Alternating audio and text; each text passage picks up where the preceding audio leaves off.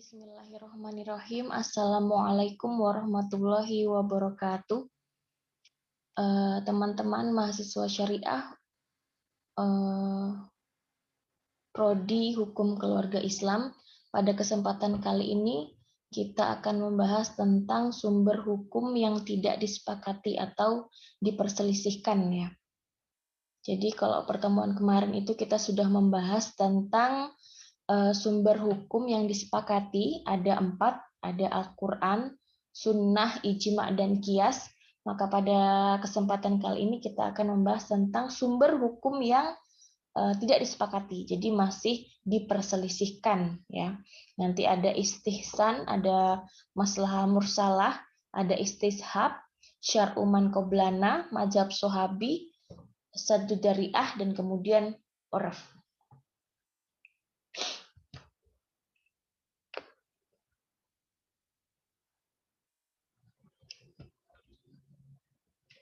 Oke.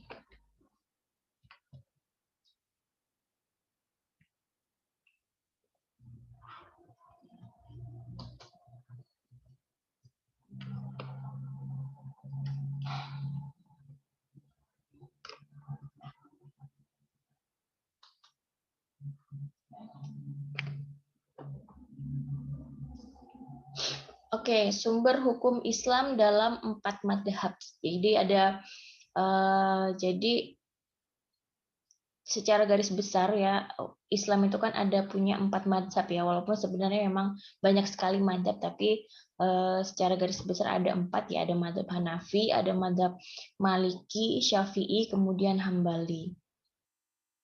Nah, madhab-madhab ini menggunakan sumber hukum Islam itu berbeda-beda. Jadi ada yang, tetapi yang perlu dicatat bahwa mereka sepakat menggunakan Al-Quran, Sunnah, Ijma, dan Qiyas. Walaupun nanti kita lihat nanti urutannya mungkin ada yang sedikit berbeda ya dalam pemakaian itu. Jadi tidak semua kemudian urutannya sama, jadi berurut Al-Quran, hadis, ijma, qiyas, tidak. Jadi nanti ada perbedaan. Nah, mari kita lihat perbedaannya itu apa saja. Yang pertama adalah madhab Hanafi. Nah, madhab Hanafi ini menggunakan, yang pertama adalah Al-Quran, kemudian hadis. Setelah hadis, kemudian mereka menggunakan madhab Sohabi, ya. Jadi kemudian baru ijma, Qiyas, istihsan, dan urf. Yang madhab Hanafi ini adalah dari Imam Abu Hanifah ya, yang tinggal di Kufah ya, ulama yang tinggal di Kufah, yang masyhur sekali dengan rasionalitasnya ya. Jadi mereka menggunakan Al-Quran, hadis, kemudian mazhab Sohabi, ijma, qiyas, istihsan, dan urf. Kemudian yang kedua ada madhab Maliki. Nah, madhab Maliki ini tinggalnya di Kufah ya, kebanyakan ulamanya, maksudnya di Madinah ya, jadi mereka tinggalnya di Madinah. Jadi mereka kemudian ini berpengaruh pada sumber hukum yang mereka pakai dalam metode ijtihad. Yang pertama adalah Al-Quran, kemudian hadis. Setelah hadis, kemudian mereka menggunakan madhab Sohabi, kemudian ijma, kemudian ijma ahli Madinah ya. Jadi ini karena mereka mungkin tinggalnya di Madinah, jadi mengutamakan ya ijma ahli Madinah juga dipakai. Kemudian qiyas, kemudian istihsan, istishab, maslahah mursalah, saddu dariah, dan urf. Ya, ini madhab Maliki. Kemudian yang ketiga adalah madhab Syafi'i. Madhab Syafi'i ini adalah muridnya Maliki ya, muridnya Imam Malik. Madhab Syafi'i ini menggunakan Al-Quran, hadis, ijma, qiyas, istishab, madhab Sohabi, istiqra, al-ahdu bi aqalli ma qila, dan urf. Ya. Kemudian yang keempat, muridnya Imam Syafi'i, mazhab Hambali ya, Al-Quran, hadis, mazhab Sahabi, ijma, kias, istishab, maslahah mursalah, sadud dariah.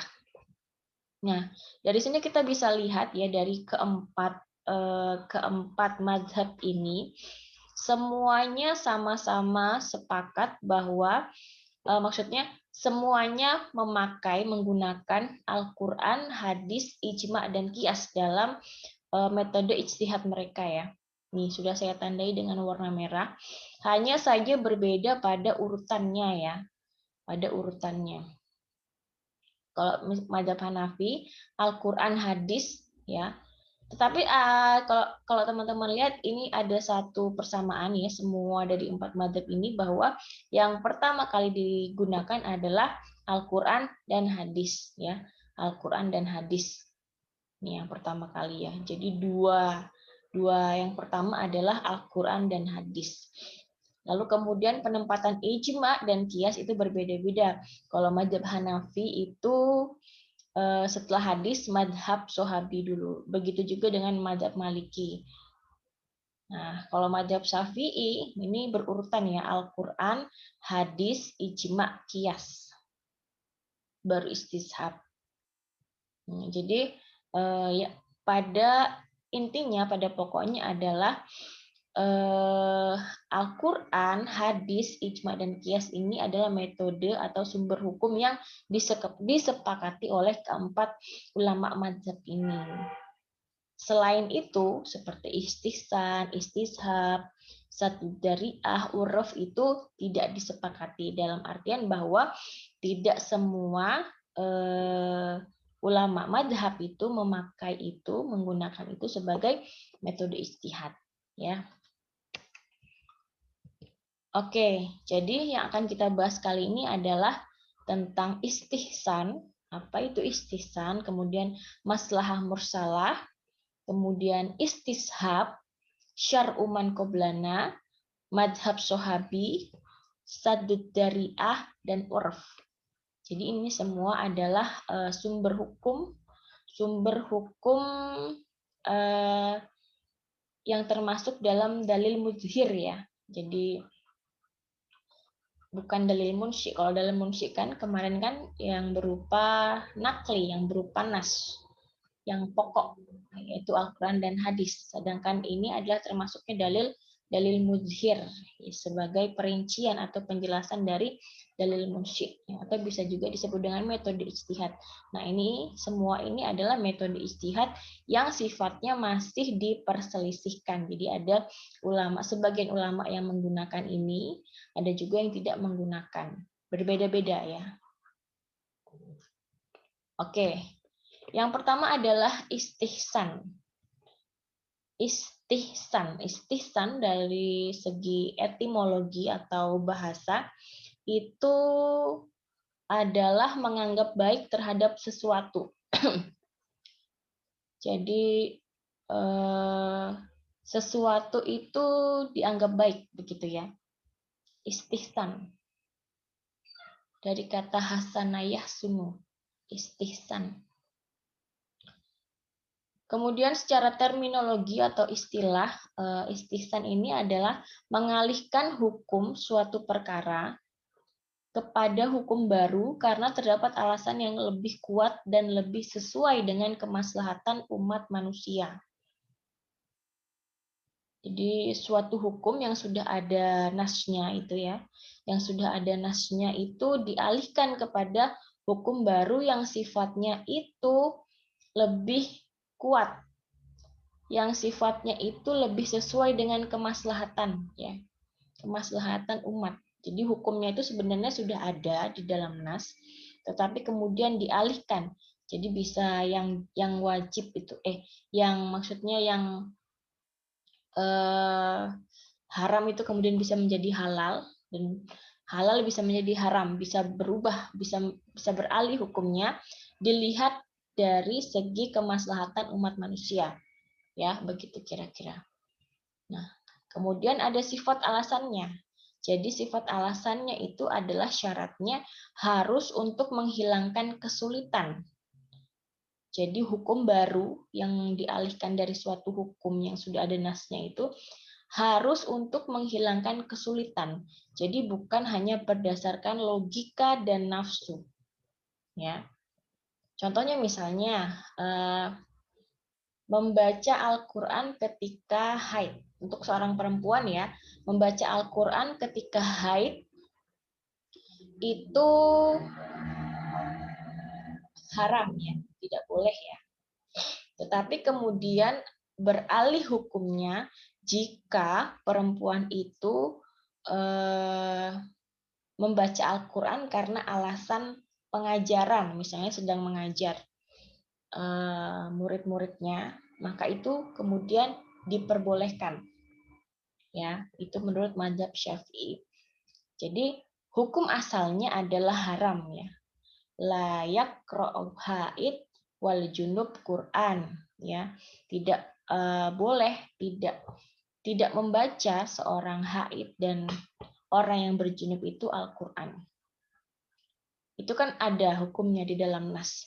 Tetapi kemudian hukum itu yang haram itu beralih menjadi mubah ketika ada alasan-alasan yang itu sifatnya untuk menghilangkan kesulitan. Ya, jadi untuk alasan pengajaran di sini, misalnya dia sedang mengajarkan Al-Qur'an ke murid-muridnya, maka itu diperbolehkan. Ya, itu contoh istihsan ya. Kemudian atau contoh yang kedua adalah menjawab salam, misalnya. Menjawab salam kalau Nabi itu kan menjawab, maksudnya memberikan salam. Kalau kita kan biasa untuk sesama umat Islam kan Assalamualaikum.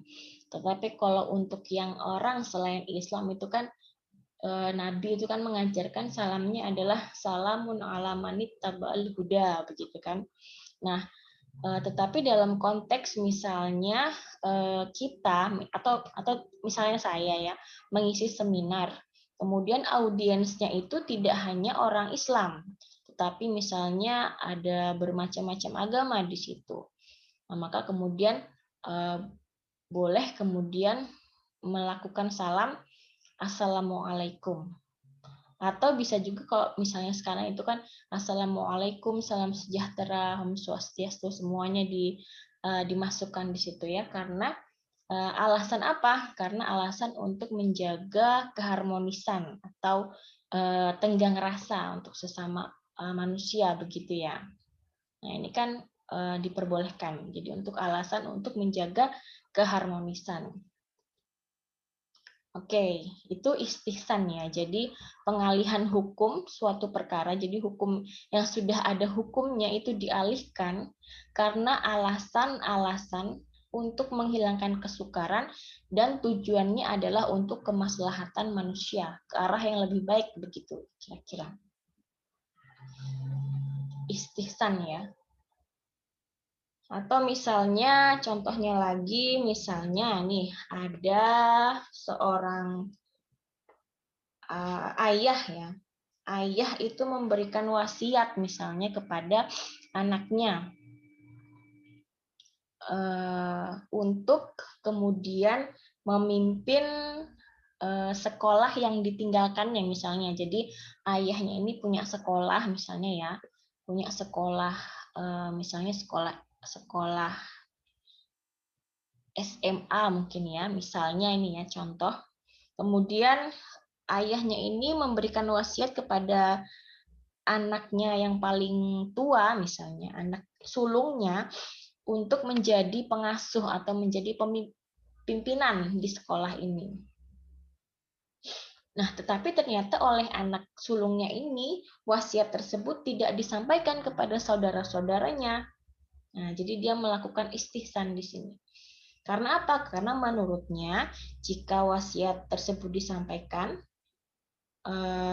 kepada saudara-saudaranya, akan menyebabkan perpecahan internal. Ya, akan menyebabkan perpecahan internal. Jadi berakibat pada perpecahan ya di kalangan internal begitu. Nah, dalam konteks ini si anak ini berarti mengambil langkah utama yaitu menghindari kerusakan ya. Jadi ada alasan di sini. Jadi ada alasan yang dibenarkan untuk melakukan istihsan, untuk melakukan. Jadi sebenarnya kan hukum untuk menyampaikan wasiat itu wajib ya. Harusnya disampaikan wasiat itu dan dilaksanakan. Tetapi karena ada alasan tadi perpecahan internal, kalau disampaikan wasiatnya, kalau dilaksanakan itu akan menyebabkan perpecahan internal, maka kemudian wasiat itu tidak dilaksanakan. Jadi dia mengesampingkan wasiat sang ayah begitu ya. Nah, ini contoh gampangnya ya, istihsan itu seperti itu. Jadi mengambil yang lebih baik ke depannya. Jadi dia melihat bahwa tidak apa-apa, saya tidak melakukan wasiat ayah saya. Yang penting menurutnya mungkin adalah tujuan utama wasiat ayahnya itu kan adalah untuk mengembangkan sekolah tersebut dengan melihat kapasitasnya dia sebagai anak. Tapi karena si anak ini kemudian melihat bahwa ada potensi perpecahan internal ketika dia melaksanakan wasiat itu, maka tidak dilaksanakan. Ya, contohnya istihsan adalah seperti ini. Oke, selanjutnya adalah maslahah mursalah. Maslahah mursalah. Secara etimologi atau bahasa, maslahah itu kebaikan. Maslahah ya, kebaikan, kemaslahatan. Mursal itu lepas, artinya lepas dari dalil, lepas dari nas. Secara terminologi, maslahah mursalah ini adalah penetapan hukum yang berdasarkan kemaslahatan bersama yang tidak didukung oleh dalil nas secara rinci, tetapi didukung oleh makna sejumlah nas. Nah, jadi penetapan hukumnya itu tidak berdasar pada nas, tetapi berdasar pada kemaslahatan.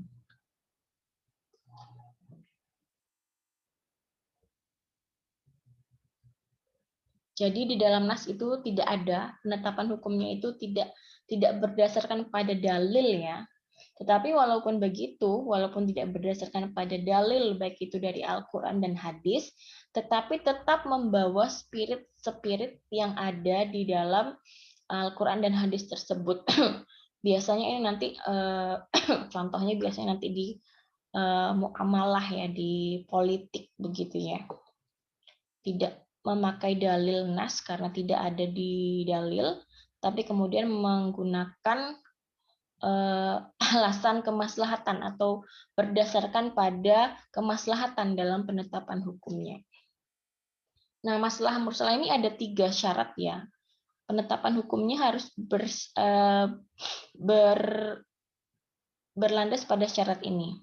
Yang pertama adalah sejalan dengan kehendak syariat. Jadi hukum yang diciptakan, hukum yang dijadikan dasar itu harus sejalan dengan kehendak syariat. Walaupun tidak ada nasnya secara tertulis, tidak ada dalil secara tertulis, tapi harus nilai-nilai atau spirit dari hukum itu, spirit dari dalil itu sesuai dengan hukum tersebut. Kemudian yang kedua adalah kemaslahatan bersifat rasional dan pasti. Ya, jadi memang harus ada unsur kemaslahatan. Kemudian yang ketiga dan ini yang paling penting adalah menyangkut kepentingan orang banyak. Nah, jadi sebelum menetapkan hukum, ketiga syarat ini harus dipenuhi.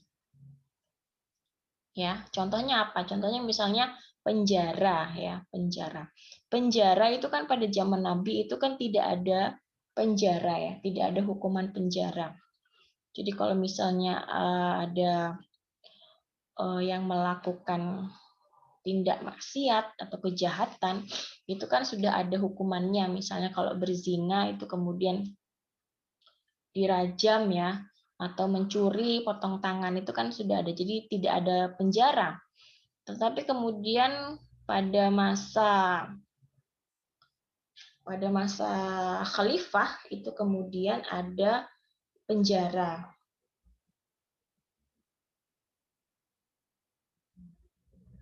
itu pada masa Khalifah Umar bin Khattab ya, mulai di penjara itu mulai pada masa Umar bin Khattab ya. Nah, ini kan tidak ada ketentuannya di dalam dalil Al-Qur'an ya maupun hadis, ini tidak ada, tetapi untuk kemaslahatan kemudian ini dijadikan hukum. Atau misalnya undang-undang ya, undang-undang atau hukum positif pada suatu wilayah. Ya, ini kan juga tidak ada dalil dalam hadis maupun Al-Qur'an ya untuk memberlakukan undang-undang. Misalnya, undang-undang kalau di jalan raya itu harus menggunakan helm. Itu kan tidak ada ya di dalam Al-Qur'an ataupun hadis. Tetapi kewajiban menggunakan helm itu kan ada unsur untuk keselamatan. Nah, ini kan untuk menghindari dari kerusakan. Nah, itu sesuai dengan spirit hukum Islam, ya. Sesuai dengan nilai-nilai yang ada dalam dalil Al-Qur'an ataupun hadis, yaitu untuk keselamatan, untuk menghindari dari kerusakan, untuk menghindari dari bahaya ya. Itu contohnya misalnya. Jadi ataupun hukum positif lainnya yang diatur dalam suatu wilayah atau negara yang wilayah atau pemerintah dalam suatu wilayah itu tahu itu adalah untuk kemaslahatan masyarakatnya. Begitu. Oke. Selanjutnya adalah istishab. Istishab. Secara etimologi, istishab itu berasal dari kata sohiba. Sohiba ya, jadi teman. Selalu menemani dan menyertai. Ini secara etimologi atau secara bahasa. Kemudian secara terminologi atau istilah, istishab ini adalah menghukumi sesuatu dengan keadaan seperti sebelumnya. Sehingga ada dalil yang menunjukkan perubahan keadaan itu. Jadi menghukumi sesuatu dengan keadaan seperti sebelumnya sampai ada dalil yang menunjukkan perubahan keadaan itu.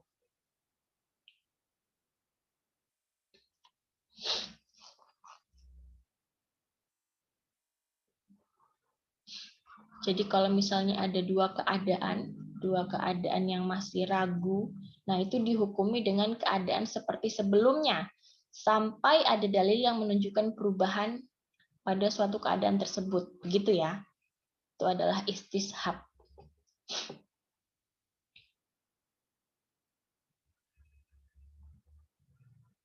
Contohnya, contohnya ya, ini ada yang pertama adalah istishab mubah. Istishab yang mubah. Jadi segala sesuatu yang hukumnya boleh selagi belum ada dalil yang mengharamkannya. Jadi segala sesuatu yang hukumnya boleh selagi belum ada dalil yang mengharamkannya. Contohnya apa? Contohnya adalah makanan ya. Makanan ya. Semua makanan itu halal kecuali bangkai. Jadi makanan itu hukumnya boleh, semuanya boleh. Sampai ada dalil yang menunjukkan perubahannya. Sampai ada dalil. Nah, kemudian ada dalil. Hurimat alaikumul maitah. Jadi diharamkan kepada kamu bangkai.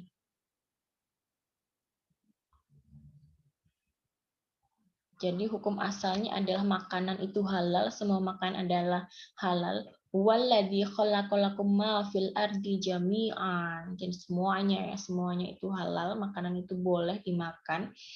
Sampai kemudian ada dalil yang menunjukkan bahwa hurrimat alaikumul maitah.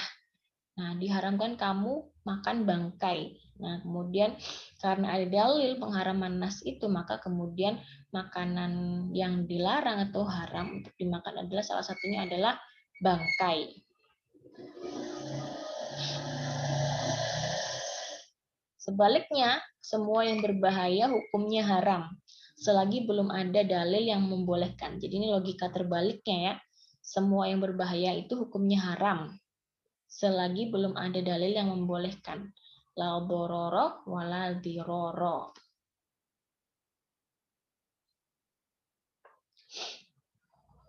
Oke, kemudian yang kedua adalah contohnya istisab baro'ah asliyah. Istisab baro'ah asliyah ini adalah maksudnya semua manusia terbebas dari taklif atau pembebanan sampai ada dalil yang menghukuminya.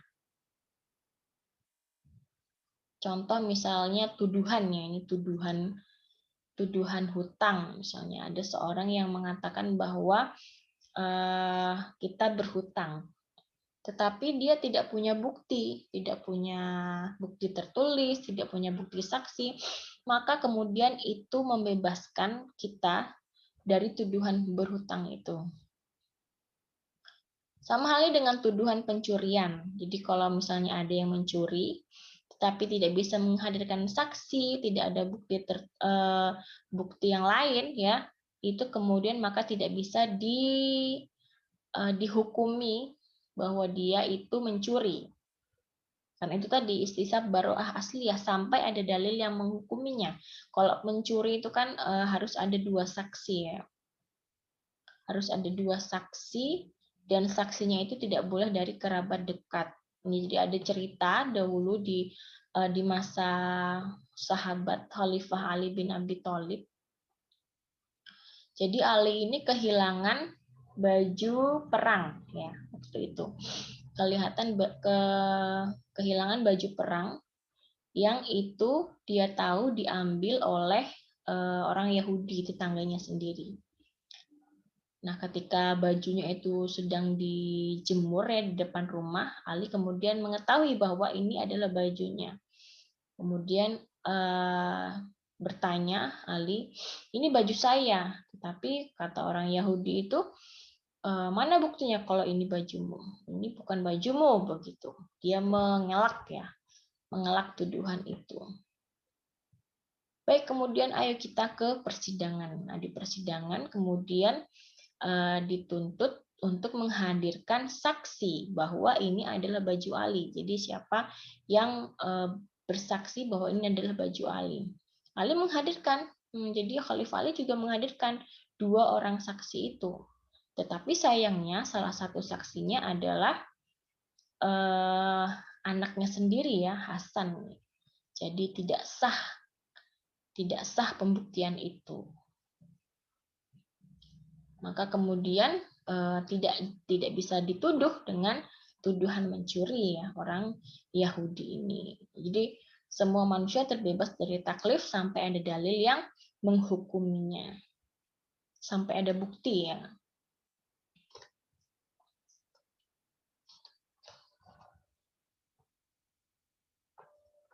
Kemudian yang ketiga adalah istishab sukut wa dawam alal akli wasyar'i. Istishab sukut wa dawam alal akli wasyar'i. Segala sesuatu hukumnya tetap berdasar pada akal dan syariat yang telah ditetapkan. Jadi segala sesuatu hukumnya tetap berdasar pada akal dan syariat yang telah ditetapkan. Contohnya misalnya ikatan perkawinan orang yang hilang. Misalnya ada pasangan suami istri, kemudian suaminya ini menghilang ya. Misalnya ada gempa bumi atau musibah lain, misalnya kecelakaan ataupun dan lain sebagainya yang tidak ditemukan jasadnya, hilang begitu saja statusnya, maka bagaimana status pernikahannya? Maka hukumnya adalah tetap karena belum ada perceraian, belum dikatakan bahwa sang suami ini meninggal ya. Jadi hukumnya adalah tetap berdasarkan pada akal dan syariat yang telah ditetapkan. Jadi tetap hukumnya bahwa pasangan itu tetap menikah sampai diketahui keberadaan suaminya tersebut.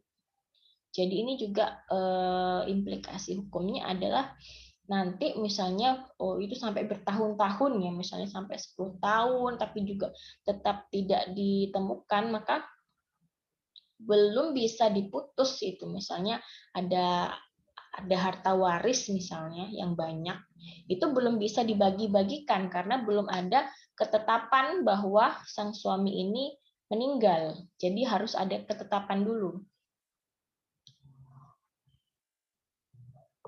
Atau misalnya tetapnya wudhu. Tetapnya wudhu bagi yang telah melakukannya. Misalnya berwudhu, kemudian ragu-ragu ragu-ragu sudah batal atau belum, maka memakainya adalah yang paling diyakini. Yang paling diyakini, kira-kira saya sudah batal atau belum? Yakinnya yang mana? Kalau misalnya yakinnya yang belum batal, berarti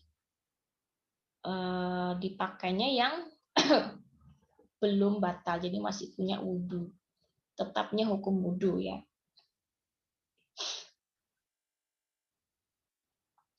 Oke, nah kemudian istishab ini kemudian memunculkan kaidah fikih. Fikih diantaranya adalah al-aslu baqa'u makana ala makana. Pada dasarnya, tetapnya hukum berdasar pada hukum yang sudah ada. Al-aslu baqa' makana ala makana. Kemudian yang kedua, al-aslu fil asya al-ibahah. Segala sesuatu itu hukumnya adalah mubah. Ya. Kemudian al-yakinu la yuzalu bisyak. Keyakinan tidak bisa dihilangkan dengan keraguan. Ini ya, kaidah-kaidah yang muncul akibat adanya metode dari istishab ini. Selanjutnya adalah syar'u man qablana. Syar'u man qablana ini secara etimologi atau atau bahasa ya, adalah hukum syariat sebelum umat Muhammad. Jadi nabi-nabi sebelum Muhammad ya. Hukum syariat yang ditetapkan sebelum umat Nabi Muhammad, sebelum Nabi Muhammad ya. Nah, secara terminologi adalah hukum pada nabi-nabi sebelum Muhammad, kemudian disebutkan kembali dalam Al-Quran dan Sunnah sehingga dijadikan sumber hukum. Jadi hukumnya ini ada berlaku pada nabi-nabi sebelum Muhammad, kemudian disebutkan kembali pada Al-Quran dan Sunnah yang kemudian dijadikan sumber hukum oleh ulama. Nah, ini ada dua pembagiannya. Yang pertama ditetapkan dalam nas dan disebutkan dalam Al-Quran tapi dihapus. Nah, yang ditetapkan dalam nas, dalam Al-Quran ini contohnya misalnya puasa dan kurban ya. Ya ayyuhalladzina amanu kutiba alaikumusiyam kama kutiba alal ladzina min qablikum la'allakum tattaqun. Nah, puasa ini kan disyariatkan kepada kita umat Muhammad ya. Nah, ini juga berdasarkan pada syar'u man qablana, yaitu kama kutiba alal ladzina min qablikum, yang juga diwajibkan kepada orang-orang sebelum kamu di sini ya. Nah, di sini maksudnya adalah umat Nabi Ibrahim. Ya, disyariatkan yang puasa kan itu juga pada masa Nabi Ibrahim ya, dan berlanjut hingga masa umat Muhammad sampai sekarang. Ini ditetapkan kembali dalam nas. Redaksinya mana? Redaksinya ini kama kutiba alal ladzina min qablikum. Kemudian yang kedua adalah disebutkan dalam Al-Quran tapi kemudian dihapus. Contohnya adalah berdosa itu ditebus dengan bunuh diri. Jadi kalau untuk Yahudi ya ini, jika ada yang berdosa itu ditebus dengan bunuh diri. Itu ada di surat Al-Baqarah ayat 54. Kemudian misalnya pakaian terkena najis itu dipotong pada zaman Nabi Musa ya. Jadi kalau ketika pada zaman Nabi Musa itu ketika pakaian itu terkena najis, maka pakaiannya harus dipotong. Baru bisa melakukan sholat. Nah, kalau umat Muhammad kan hanya dibersihkan saja najisnya dengan air.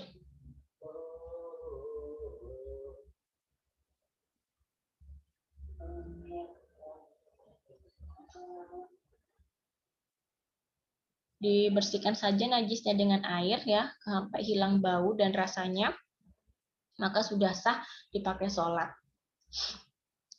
Kemudian ada juga haram memakan yang berkuku bergajih ya. Ini pada masa Yahudi juga, untuk umat Yahudi ya. Kemudian haram mengambil ghanimah atau rampasan perang. Tadi kemudian pada umat Muhammad diperbolehkan ya mengambil ghanimah atau rampasan perang. Karena apa? Karena ditakutkan kalau tidak diambil, maka kemudian rampasan perangnya ini dijadikan senjata lagi untuk menyerang Islam lagi begitu.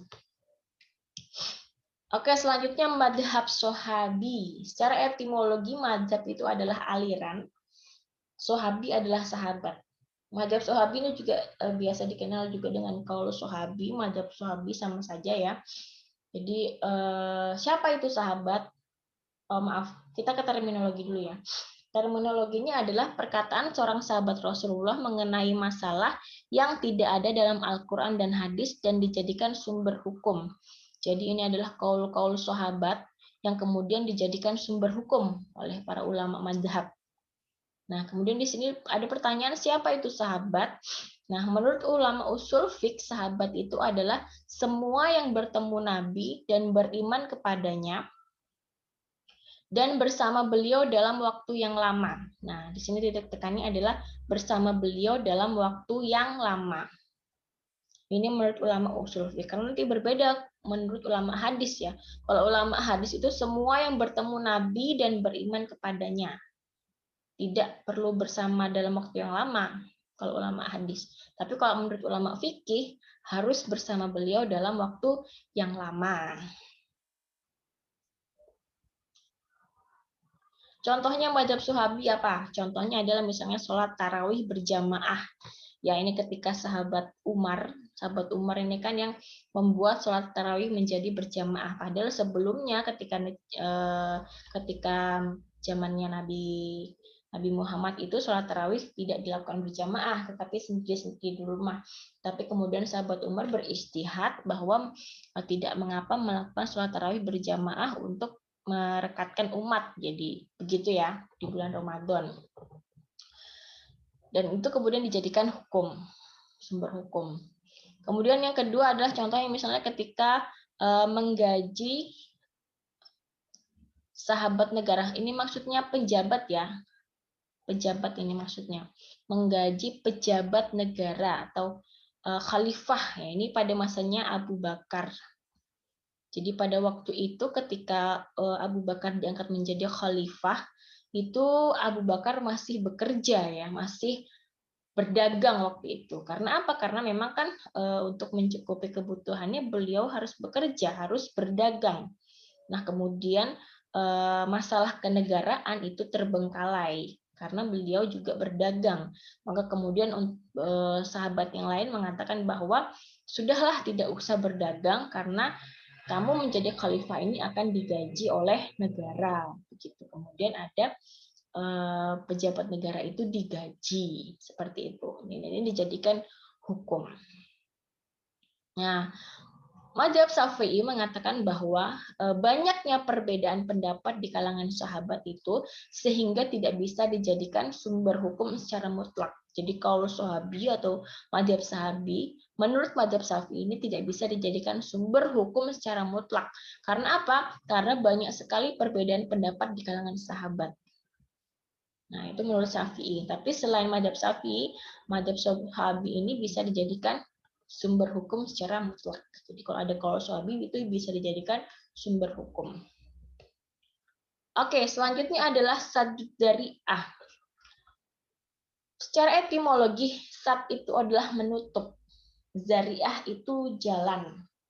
Terminologinya melarang sebuah perkara yang pada mulanya boleh menurut syariat karena jika dilakukan akan menimbulkan bahaya.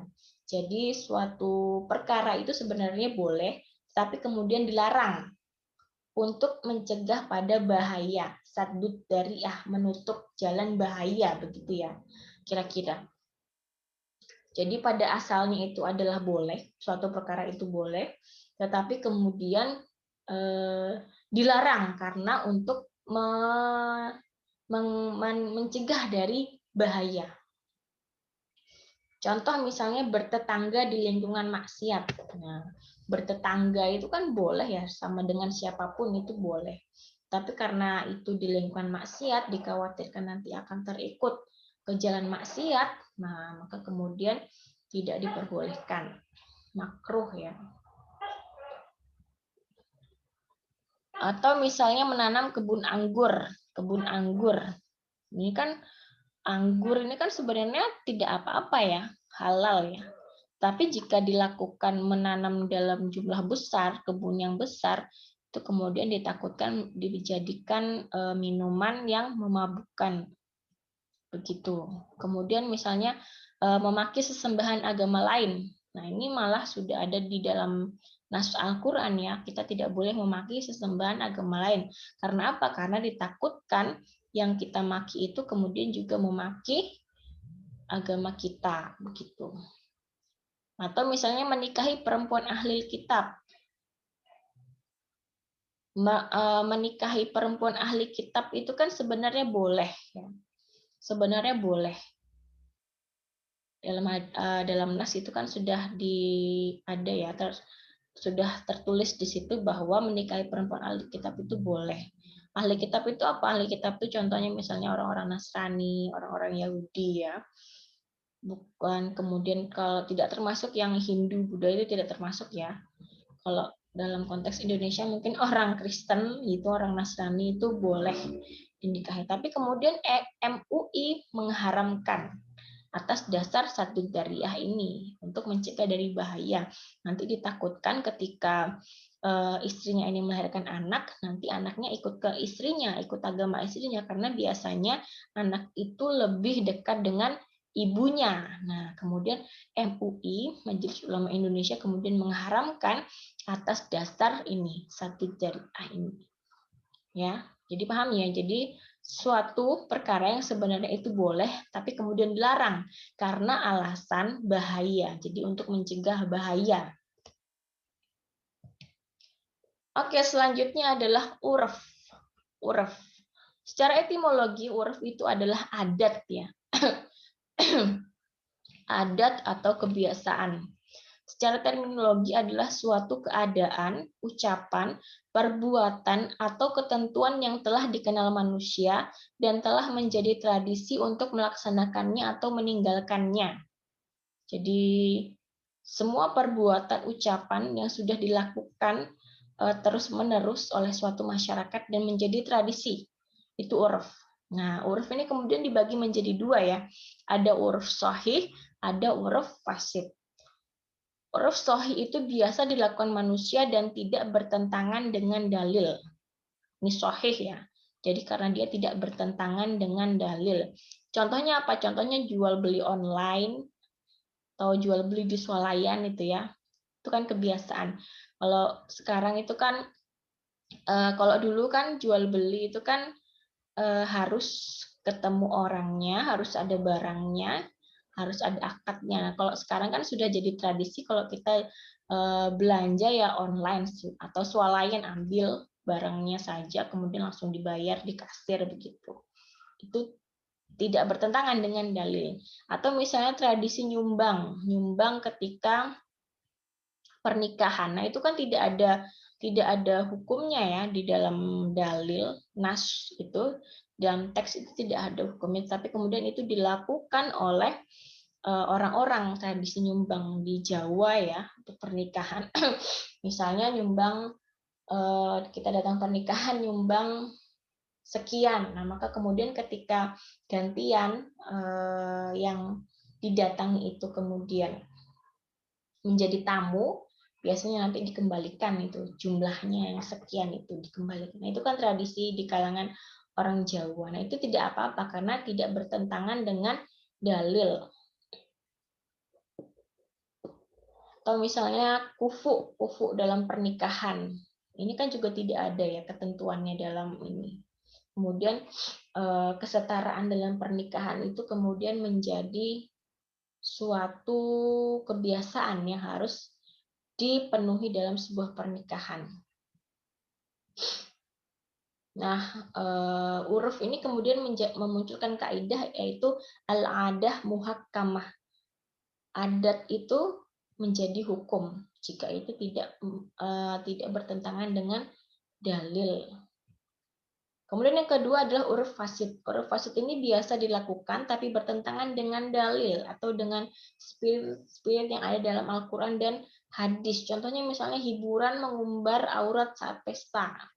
Nah, ini kan bertentangan ya. Ini kebiasaan hiburan tetapi kemudian hiburannya itu mengumbar aurat saat pesta. Ini kan bertentangan dengan dalil, dengan nilai-nilai yang ada dalam teks maupun di teks Al-Quran maupun hadis. Oke. Pada kesimpulan, ya, kesimpulannya adalah semua metode ijtihad yang dijelaskan di atas, ya tadi ya, sudah ada kita jelaskan istihsan, istishab, madzhab sahabi, sadud dariah, masalah mursalah, dan uruf, itu sifatnya masih diperselisihkan atau diperdebatkan. Jadi tidak semua ulama yang memakainya sebagai sumber hukum yang mutlak. Jadi sebagian ulama ada yang menggunakan, sebagian ulama lain tidak menggunakan. Jadi masih diperselisihkan. Namun sumber hukum yang disepakati itu ada 4. Jadi semua ulama memakai ini, yaitu Al-Quran, Sunnah, Ijma, dan Qiyas. Yang paling pasti adalah Al-Quran dan Sunnah itu menempati urutan pertama dalam sumber hukum yang dijadikan sumber hukum oleh ulama ya. Jadi 4 ini, Al-Quran, Sunnah, Ijma, dan Qiyas. Selain itu metode ijtihad ini hanya sifatnya masih diperdebatkan, masih diperselisihkan penggunaannya dalam istinbat hukum. Oke, terima kasih. Semoga materi yang saya sampaikan ini bermanfaat dan teman-teman bisa memahami dengan jelas apa itu istihsan, kemudian istishab dan lain sebagainya itu. Semoga bermanfaat. Kemudian teman-teman bisa memberikan contoh pengaplikasian itu dalam masalah-masalah hukum keluarga ya. Atau juga teman-teman bisa kemudian mengambil contoh kasus misalnya di masyarakat, contoh kasus yang baru, perkara baru, kemudian teman-teman analisis dengan metode-metode ijtihad ini, misalnya dari segi istihsan ataupun istishab dan lain sebagainya. Baik, terima kasih atas perhatiannya. Semoga bermanfaat. Wassalamualaikum warahmatullahi wabarakatuh.